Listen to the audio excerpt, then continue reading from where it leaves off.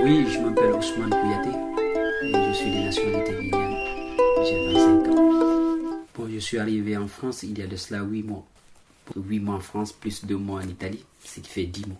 Et voilà, c'est comme ça que je me suis retrouvé finalement avec Anaïs Rousson, avec ses autres collègues, Simon, Boris, Vanessa. Et c'est comme ça que j'ai commencé à constater, ma vie a commencé à changer en fait. Voilà. Oui, il y a eu des difficultés, naturellement, parce que je suis débarqué dans une famille différente en fait. J'ai constaté qu'il y avait un fossé entre leur culture et la mienne. Donc là, la question qui se posait, les difficultés qui se posaient là, c'est comment en fait pouvoir m'intégrer, comment pouvoir vraiment être comme ces gens-là. Parce qu'il m'a étonné, pour un premier temps, je voyais que tout le monde mangeait avec des fourchettes, alors que moi je suis né dans une société où on mange avec la main. Je mange à la main, je remplis ma main et puis je mange. Là, je suis à l'aise en fait. Mais je me disais, mais écoutez, ouais, je ne disais pas ça ouvertement, mais je parlais à moi intérieurement. Mais est-ce que avec cette fourchette-là, je vais manger? Est-ce que je vais bien grossir? Est-ce que je vais... Donc, du coup, c'est ça. C'était chiant pour moi au départ, hein, parce que je ne... Et je ne voulais pas non plus montrer que, franchement, je ne connaissais pas tout ça. Donc, franchement, j'ai rencontré beaucoup de difficultés.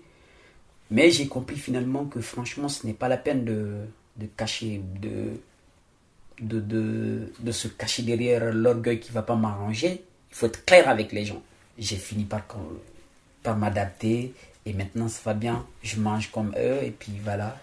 Voilà ma situation actuelle, c'est que je suis étudiant. Je suis étudiant en master sociologie de l'innovation et de la recomposition sociale. Mais j'ai toujours le statut de demandeur d'asile. Voilà, mais je suis dubliné en fait. Donc, un demandeur d'asile dubliné, ce que c'est la personne qui est... Parce qu'il y a une loi votée par l'Union européenne selon laquelle, lorsque vous rentrez sur le territoire européen, votre premier pays où vous êtes, par où vous êtes entré, c'est ce pays-là qui est chargé de traiter votre demande d'asile. C'est là que vous êtes censé de demander une protection. Et le pays a 3 mois pour répondre. Et là, si le pays répond oui, ramenez-nous la personne, donc là, vous êtes obligé de retourner. Donc ils vont te remettre une assignation en résidence de 45 jours renouvelable une fois. Et pendant ces 45 jours-là, ils trouveront un vol pour toi, ils te proposent le vol et puis tu rentres, tu retournes à la case de départ, c'est ça. Bon, une assignation en résidence, en fait, c'est comme si tu es en détention en fait.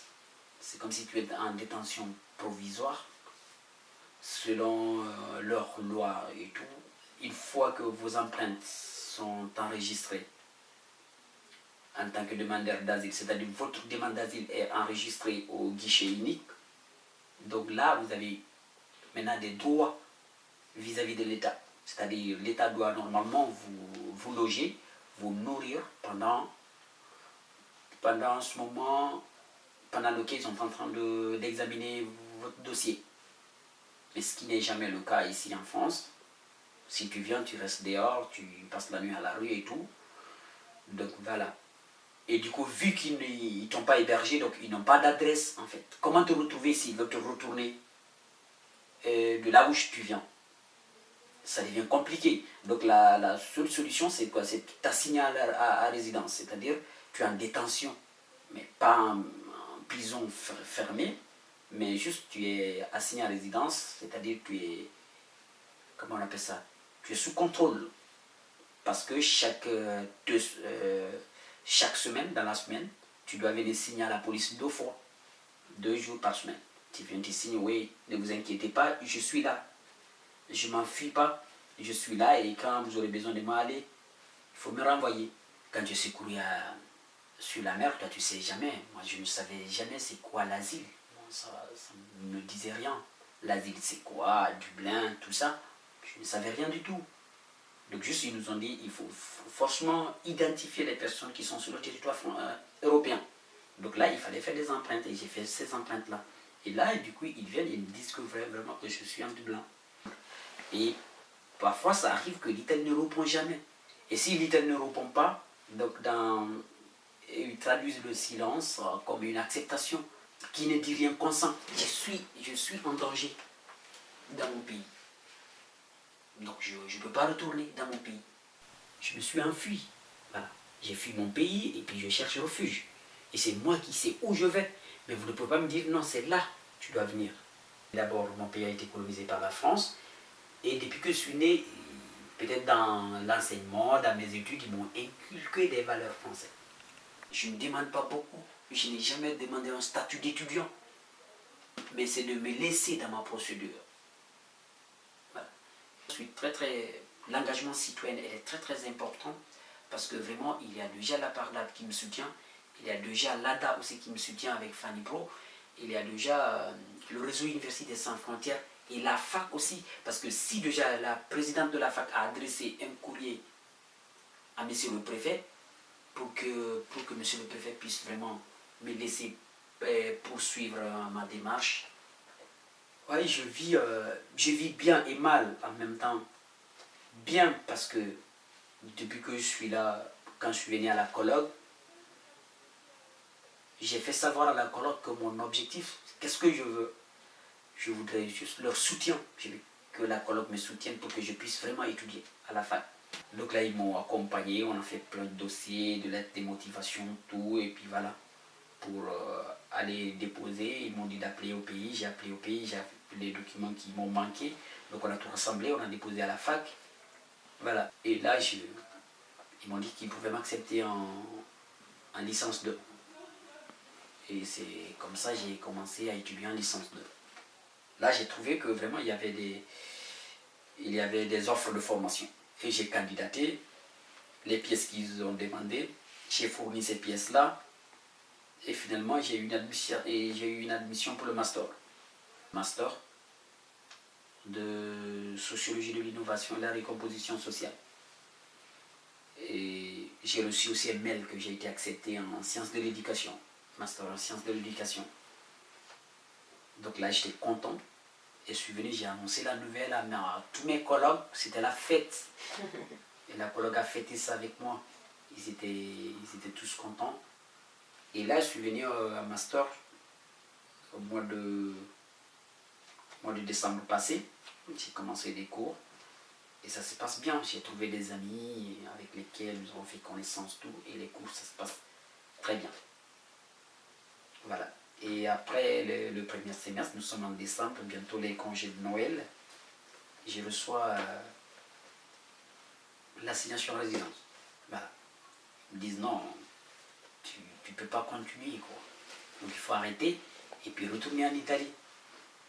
Donc, c'est pourquoi je disais, ma vie, ça va, je vais bien et mal en même temps. Donc bien du fait que vraiment, ce que j'avais envisagé, ce que j'ai souvent visualisé, ce que j'ai rêvé, ce que je songeais souvent, ça s'est réalisé. C'était d'arriver en France, trouver des gens bien, qui sont capables de m'aider, qui vont m'approcher, qui vont me montrer des chemins pour y arriver. Donc, et là, j'ai trouvé effectivement ces personnes-là, malgré les vicissitudes que j'ai rencontrées, les galères et puis des difficultés, tout. Mais quand même, j'y suis, parce que j'ai été accepté. J'ai été accepté pour la formation, et ça se passe bien avec mes profs, avec des amis. Voilà, donc c'était la joie en fait. Ça marchait très bien parce que je me comprends très très bien aussi avec mes collègues. Ils sont toujours prêts à m'aider. Donc, se voir entouré comme ça, c'est se sentir chez soi. C'est comme si je suis chez moi en fait. Je me sens en sécurité malgré que je n'ai pas ce statut encore de réfugié. Mais je me suis senti chez moi. Voilà. Jusqu'au jour où cette décision est tombée aussi et qui a tout basculé. Cette décision selon laquelle je dois retourner en Italie. Parce que c'est en Italie j'ai demandé la protection. Voyez. Donc j'ai compris que si c'était le choix individuel, il y a d'autres qui sont favorables à l'acceptation et non au rejet. Vous voyez, imaginons l'argent que l'État est en train de mettre en place pour pouvoir expulser les gens. C'est beaucoup d'argent. C'est beaucoup d'argent. Apprêter un vol pour ramener des gens en Italie, ça ne se passe pas gratuitement. Ils investissent beaucoup d'argent pour le faire. L'argent qu'ils sont en train d'investir pour ramener les gens, et pourquoi pas utiliser cet argent-là et les accepter. Mais pour eux, si on accepte tout le monde, finalement, les autres peuvent avoir le courage de venir. Donc il faut les dissuader. Et la seule façon de les dissuader, c'est quoi? C'est de les rejeter. C'est de les laisser à la rue. Ils vont crever dans le froid. C'est de ne pas en faire une priorité, en fait. Donc, apparemment, l'accueil, la politique française de l'accueil des migrants, elle est très très déplorable. Très déplorable. Mais par contre, à l'intérieur de la société française, il y a par contre d'autres personnes qui peuvent vraiment accepter d'accueillir en essayant d'aller au-delà de la loi. Ceux qui ont de l'argent, ceux qui sont riches, tant qu'ils dorment ce jeu et ils vivent tranquillement, ils s'en foutent de ceux qui laissent, de ceux qui meurent de faim, de ceux qui crèvent. Ce n'est pas leur problème. Donc il faut trouver des personnes en fait qui peuvent en fait penser en fait à ceux-là qui souffrent. C'est ce que disait Victor Hugo dans Les Misérables. Il disait que dans l'une de ses citations que la valeur d'un homme devient grand lorsqu'il se voit dans Les Misérables. Alors, ça veut dire quoi? Il y a la différence entre un grand homme et un homme grand. Mais un grand homme, c'est quoi? C'est lorsque tu arrives vraiment à penser, c'est à te mettre à la place de ceux-là qui souffrent. Se voir dans les misérables, c'est ça. Donc c'est ces choses-là que les politiques devraient éviter. Et moi, aujourd'hui, mon rêve, c'est effectivement approfondir mes études un jour et puis revenir peut-être diriger dans mon pays. Peut-être pouvoir essayer de changer cette mentalité-là, essayer de changer cette nouvelle conception de la vie politique. Voilà ce que je veux aujourd'hui. J'ai un message à passer aux autorités. Et ce message, c'est quoi? C'est que si vous avez des obligations vis-à-vis des personnes, il faut vraiment pouvoir, c'est-à-dire les accomplir en fait. Donc vraiment, une institution politique doit devient forte en fait, c'est lorsqu'elle respecte ses engagements vis-à-vis de ses citoyens. Deuxièmement, il faut que vraiment l'Europe, précisément la France, essaie un peu de changer sa politique vis-à-vis de l'Afrique. En fait, à opposer les Africains, à les diviser, justement pour pouvoir asseoir très bien leur influence.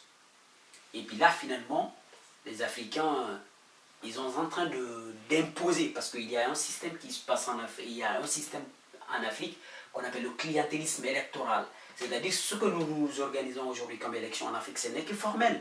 Mais c'est la France qui décide de nos dirigeants. C'est la France qui sait qui peut diriger la Guinée, ou le Burkina, ou le Cameroun, ou le Mali, ou la Côte d'Ivoire. Donc eux, ils imposent les gens qui sont capables de protéger leurs intérêts. Ouais. Et plus les gens sont là à protéger l'intérêt de la France en oubliant l'intérêt du bas peuple, ça installe ce qu'on appelle la misère et la pauvreté dans le pays. Et plus il y a la pauvreté, plus il y a les sorties, il y a l'immigration. Les gens vont, tu vas voir des gens quitter. Tous qui quittent ne quittent pas forcément parce qu'il y a la guerre. Mais il y a d'autres qui quittent parce qu'ils ont des situations personnelles qui sont scandaleuses. Il y a d'autres qui quittent parce que tout simplement ils vivent dans une pauvreté, dans une misère infernale. Donc c'est là le problème. Donc si la France veut vraiment mettre fin au flux migratoire, en quelque sorte, qu'elle pense vraiment négative, sinon moi, à mon avis, si ces gens-là sont régularisés, ils arrivent à travailler, ils vont payer des impôts, ils vont contribuer à la vie publique, ils vont contribuer à l'émergence économique du pays, bien sûr, parce qu'ils vont travailler pour le pays. Voilà. Mais si eux ils pensent que non, c'est une politique vraiment, du fait qu'ils sont là, ça devient une charge, c'est négatif, il n'y a pas de problème. Il faut créer des conditions pour qu'ils restent chez eux, tranquillement. Mais c'est pas une fois qu'ils sont là maintenant, il faut les dire, ah non, allez-y chez vous, ça ne marche pas comme ça. Vous voyez? Et dire aussi que vraiment, franchement, il faut... D'accord, ils n'ont qu'à venir. Et nous, on s'en fout. Nous n'allons pas respecter nos engagements vis-à-vis d'eux.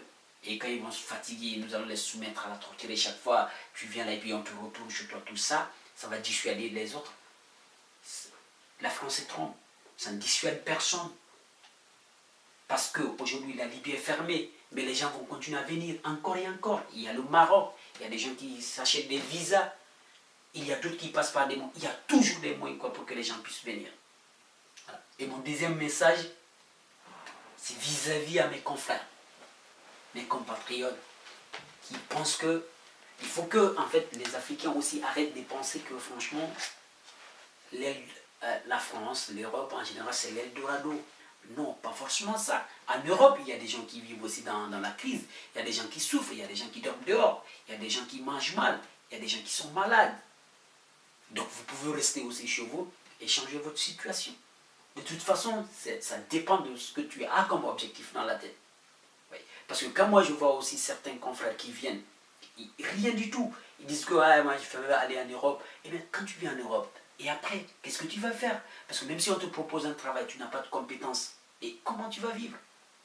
Tu vois, finalement tu deviens une charge en fait. Donc tu ne vivras que des aides, ils vont t'aider toujours, mais tu ne peux rien faire. Parce qu'en France, si tu veux travailler, même si c'est pour tailler des fleurs, ils vont te demander un CV.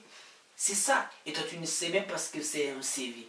Tu vois, alors que chez toi, tu pouvais vraiment faire quelque chose.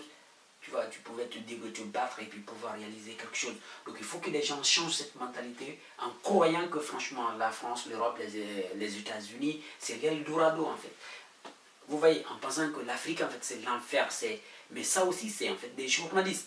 Les États-Unis, la France, ailleurs, eux aujourd'hui, ils ne présentent pas forcément des images de tout ce qui est atroce. Mais nous, nos journalistes, s'il y a un accident seulement quelque part, là, il y a eu 2-3 morts, paf, ils vont prendre ça, lancer sur Internet, à la télé, tout. Il y a des poubelles quelque part, là, c'est tout ce qu'ils vont essayer de...